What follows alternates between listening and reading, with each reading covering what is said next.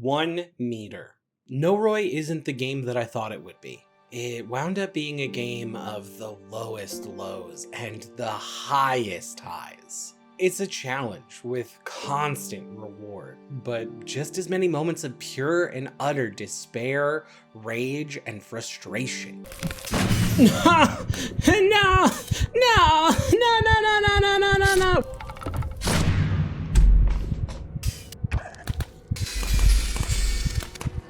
I don't want to see it.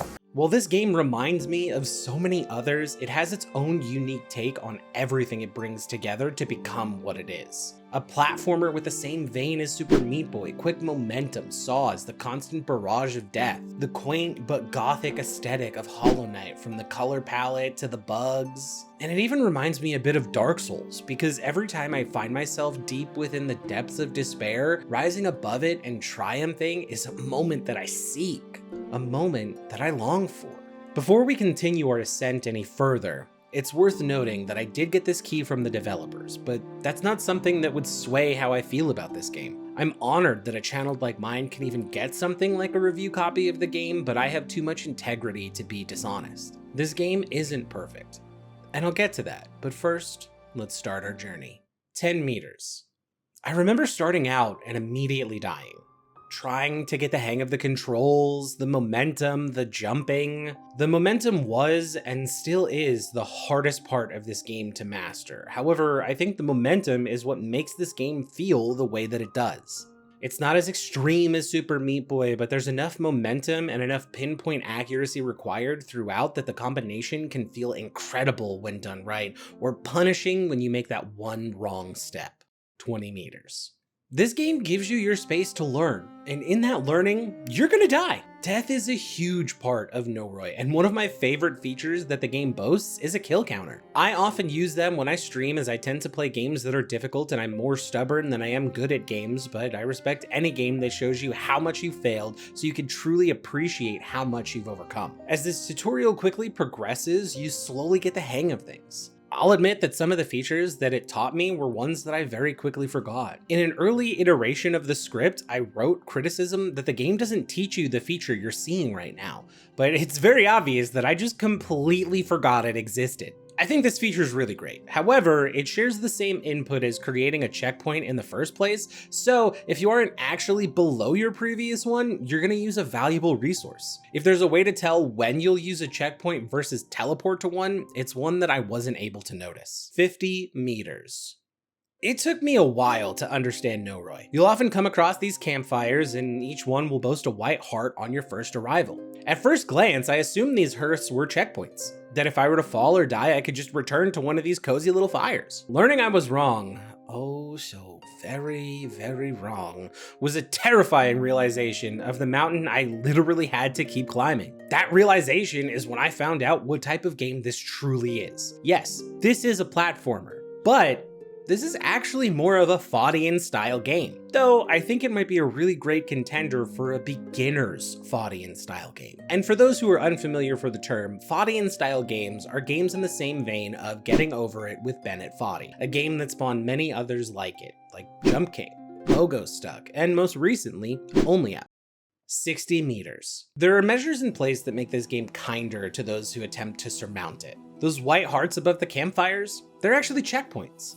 You can place them down, and if you die, you return to them. As mentioned earlier, if you fall without dying, you can teleport back up to it for free. You can carry as many of those hearts as you find along your journey. Some even appear outside of the fires, and use as many or as little as you want. And then there's those beloved and deeply hated safe zones. I remember the first time I found a safe zone. Oh, the joy. Oh, the happiness. I'll never fall back below you. This is as low as I can get now. I love this safe zone. Then I fucking hated this safe zone. 5 maps up, precariously trying to make my way through new challenges, new trials, new tribulations. One little fuck up. Back down. 2 maps. 4 maps! 5 maps! Welcome back to this little nook. The depths I've fallen will forever outnumber the height I've climbed. 80 meters. One of the biggest flaws of this game are the mechanics it doesn't teach you. There's a certain point where a new obstacle occurs. A screen-long laser that rises from top to bottom. It starts with a stoplight. Green, yellow, red. Squid Game fans would know exactly what to do. However, in the midst of my sheer and utter panic to try and navigate the saws, the fucking flies, the little bugs, and the occasional black heart that creates a balloon monster that endlessly follows you until you die or make it to the next map, I just saw this new thing, heard these new sounds, and panicked. In hindsight, yeah, red means stop, don't move. But that subtlety was lost on me in the panic. It killed me time and time and time again until I was lucky enough to have a chatter in my stream tell me that it wouldn't hurt me if I didn't move. That chatter also told me that there's an invisibility aspect to the game, which is actually far less obvious now. Previously, there was some VFX associated with going invisible, but now there's not. I don't know if this was a bug or a change in the way the feature works, but it still works the same way. It just doesn't have the tell that it used to. Also, much like trying to teleport to a higher checkpoint, going invisible is tied to the same button as placing down a checkpoint. So if you need the respite and you have a checkpoint, going invisible for too long will actually make you place it, which is a little frustrating considering how many buttons are unused. If you're on a controller like I was, A and the bumpers will allow you to jump. Holding down or B is everything else. It's placing a checkpoint, it's going invisible, it's sliding, and it's teleporting. There's no other buttons that are in use. The triggers, X, Y, all useless. Yet this one button does everything else. It's not a huge deal, and I'm sure it's something that can very easily be fixed, but it can be pretty frustrating when you've accidentally used a checkpoint. 70 meters. The amount of anxiety I get when playing this game is ridiculously intense, but something that makes it pretty incredible. I know anxiety isn't really a sought-after feeling, but games that elicit any kind of feeling from the player are games that are doing something right. When I play NoRoY, I feel frustration. I feel despair. I feel anxiety and panic.